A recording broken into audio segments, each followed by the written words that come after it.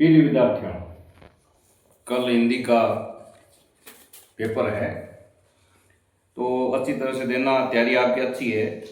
जैसे किसान पूरे साल फसल की देखभाल करता है और जब काटने का समय होता है तो किसान में बहुत उल्लास होता है। आपने पूरे साल पढ़ाई की है, अब कल पेपर है तो वो पढ़ाई की फसल काटने का अवसर है, तो इसलिए कल अच्छा प्रदर्शन हर हाल में करना है। ठीक है। इसमें आपके अपठित गद्यांश और पद्यांश आते हैं। कईयों को तो शीर्षक लिखना नहीं आता। शीर्षक के ऊपर इकरा अवतरण चिन्ह होता है और शीर्षक कैसे पहचाना जाता है, जिसके बारे में ज्यादा बात की जा रही है वो शीर्षक होता है। कई बार पूछ लेते हैं फूल किसका प्रतीक है, तो फूल खुशी का प्रतीक है। कांटे किसका प्रतीक है, कांटे बाधाओं का प्रतीक है। तो इस प्रकार आपको उसका दूसरा अर्थ आना चाहिए। अब कुछ कहावतें भी पूछ लेते हैं अपठित में। एक दो कहावतें मैं बता देता हूं आपको। जैसे ये पूछ ले, अधजल गगरी छलकत जाए, तो इसका अर्थ है अयोग्य व्यक्ति अधिक प्रदर्शन करता है। अधजल गगरी छलकत जाए का कहावत का अर्थ क्या है?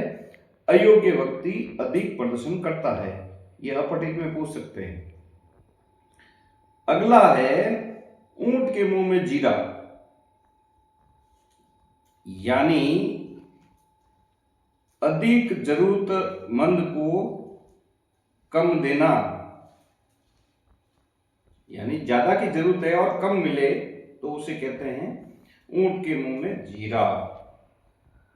अगला जो कहावत है, कहां राजा भोज कहां गंगू तेली।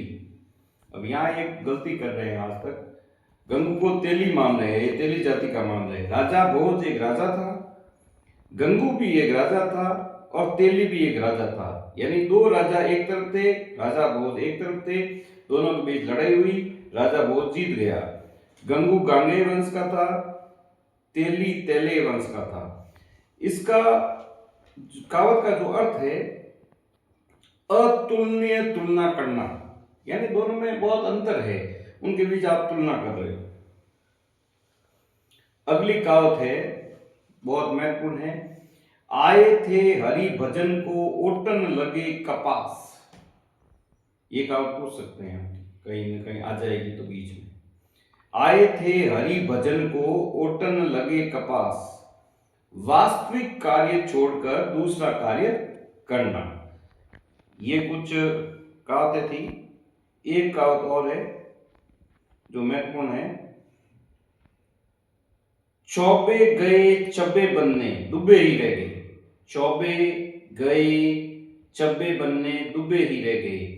इस कहावत का अर्थ है अधिक लाभ की इच्छा से हानि होती है। जय श्री राम।